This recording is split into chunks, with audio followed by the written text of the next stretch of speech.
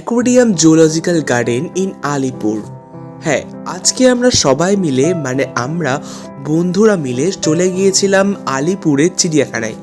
এবং সচরাচর সবাই তো চিড়িয়াখানায় যায়, কিন্তু তার উল্টো দিকের রাস্তায় যেই অ্যাকোয়ারিয়ামটা রয়েছে সেখানটায় কেউ আসে না। তাই আজকে আমি মনস্থির করে সবাই মিলে চলে এলাম এই জায়গাটায়। এখানে নানান রকম মাছ এবং নানান রকম জিনিসপত্র এমন কিছু রয়েছে যেগুলো দেখে আপনাদের তো মন জুড়বেই। তো চলুন আজকে সেইগুলোই দেখব। ততক্ষণে কথা বলতে বলতে এবং আপনারা মাছের ভিডিও দেখতে দেখতে কিছু গুরুত্বপূর্ণ তথ্য আপনাদের সাথে শেয়ার করে নিই। তো এখানে আপনারা ব্যাক করে ভিডিওটা দেখতে পারেন যে এখানে টিকিটের দাম কত। হ্যাঁ, ওখানটায় একটা বড় প্ল্যাকার্ড দেওয়া আছে এবং সেখানে সমস্ত কিছু ডিটেলস দেওয়া আছে। সেই ডিটেলসটা আমি অবশ্যই ক্যাপচার করেছি, কিন্তু তার সত্ত্বেও আমি একবার বলে দিই। আসলে এখানে যারা 5 বছরের ঊর্ধ্বে বাচ্চা রয়েছে, মানে 5 বছরের ঊর্ধ্বে যে কোনো ব্যক্তি রয়েছে, তাদের জন্য এখানে 20 টাকা টিকিট, এবং যারা 5 বছরের নিচে তাদের জন্য 10 টাকা টিকিট। মাত্র 20 টাকায় আপনারা তো যারা মাছ প্রেমী, মানে অ্যাকোয়ারিয়াম খুব ভালোবাসেন, তাদের জন্য এটা তো খুবই একটা কমফোর্টেবল প্রাইসে ভালো জায়গা। তো আপনারা সহজেই এখানে যেতে পারেন এবং এই বিভিন্ন সুন্দর সুন্দর মাছ পর্যবেক্ষণ করতে পারেন।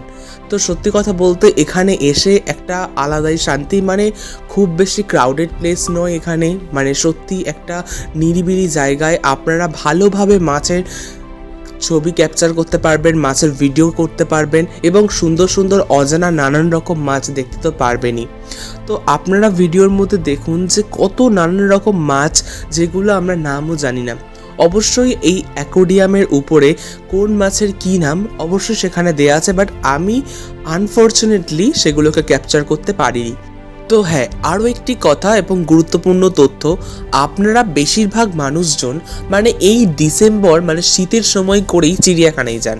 তো আমার সাজেশন রইবে আপনারা এই জায়গাটাকে অতটা পপুলার করছেন না, কারণ এখানে মানুষজন তেমনভাবে আসছে না। তো তাই জন্য আমার এই ভিডিওর মাধ্যমে একটি বার্তা সবার কাছে রইবে, মানে যেসব দর্শকেরা বা যেসব লোকেরা আমার ভিডিও দেখবেন বা দেখছেন, তাদের কাছে একটাই অনুরোধ, আপনারা যারা ডিসেম্বর মাসে শীতের সময়ে ফুল ফ্যামিলি বা বন্ধু বান্ধব আত্মীয়কে নিয়ে চিড়িয়াখানা ভ্রমণ করেন বা জুতে যান, তো তাদেরকে একটা কথা আমি বলতে চাই যে আপনারা দয়া করে ওভারব্রিজ টপকে রাস্তার উল্টো দিকে আসুন, এবং এখানেই আপনাদের জন্য রয়েছে এই সুন্দর জায়গা। অবশ্যই দেখতে পাচ্ছেন জায়গাটা কতটা সুন্দর এবং কতটা গুছিয়ে বানানো হয়েছে। তো আপনাদের যাদের বাড়িতে অ্যাকোয়ারিয়াম রয়েছে তারা অবশ্যই জানবেন যে একটা অ্যাকোয়ারিয়ামকে সামলানো, তার জল চেঞ্জ করা থেকে শুরু করে মাছের খাবার দেয়া এবং অ্যাকোয়ারিয়ামটাকে পরিষ্কার পরিচ্ছন্ন রাখা এবং সুন্দরভাবে ডেকোরেট করাটা কতটা একটা মুশকিল কাজ, মানে কতটা একটা ধৈর্যজনক কাজ। কিন্তু এখানে এতগুলো অ্যাকোয়ারিয়াম, সেগুলোকে ভালো করে মেনটেন করা, সেগুলোর বিভিন্ন রকম কাজ, মানে ওই যা যা বললাম, ধরুন অ্যাকোয়ারিয়ামকে পরিষ্কার করা, তার জল চেঞ্জ করা, এইগুলো করা এতটা মুশকিলের কাজ, এবং সেইগুলো এখানকার যারা কর্তৃপক্ষ বা এখানকার ম্যানেজমেন্ট রয়েছে তারা সুন্দরভাবে সেগুলোকে করে। কিন্তু যখন সেই জায়গাটা বেশি একটা পপুলার হয় না, মানুষজন আসে না, তখন দেখবেন সেই জিনিসগুলোর প্রতি একটা কি বলবো, মানে একটা অযত্ন চলে আসে। তো সেই হিসেবে এইখানে এমন কিছু কিছু জায়গা দেখলাম, জায়গাগুলো একটু অপরিষ্কার, একটু অন্যরকম ভাবে রয়েছে, সেগুলো আমার মনে হয় যে সেই জায়গাগুলো পরিষ্কার করা একটু দরকার। তো আপনারাও চাইলে ভিডিওটা ভালো করে যদি দেখেন বা ভিডিওটা লক্ষ্য করেন, তো আপনারাও সেই রকম কিছু জিনিসপত্র দেখতে পাবেন যে যেইগুলো কাঁচটা একটু অপরিষ্কার, একটু নিচের ফ্লোরটা মানে যেখানে মাছগুলো রয়েছে সেই জায়গাগুলো একটু হলুদ মতন পড়ে গেছে। তো সেই ক্ষেত্রে বলতে চাই যে হ্যাঁ, একটু মানে যত্ন করা উচিত।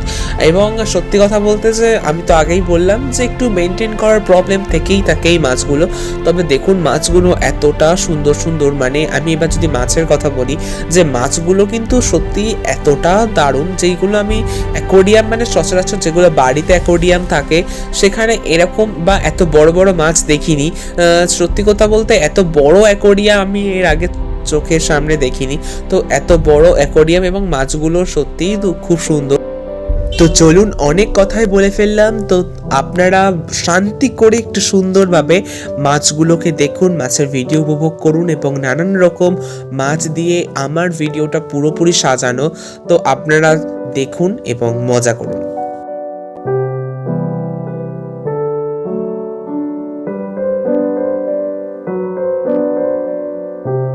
তো সেই দিনের সেই সময়টা পুরো অ্যাকোয়ারিয়ামে কাটানোর পর আমরা চলে গিয়েছিলাম অবশ্যই চিড়িয়াখানায়, এবং সেইখানে নানান মজার মাধ্যমে দিনটা পুরোপুরি কমপ্লিট করেছি। তো তারই একটা ব্লগ এবং পুরোপুরি চিড়িয়াখানা ভ্রমণের জন্য একটা পারফেক্ট ব্লগ আমি আমার চ্যানেলে আপলোড করব।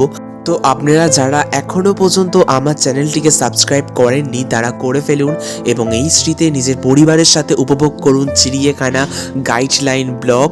এবং ততক্ষণ পর্যন্ত সবাই ভালো এবং সুস্থ থাকবেন।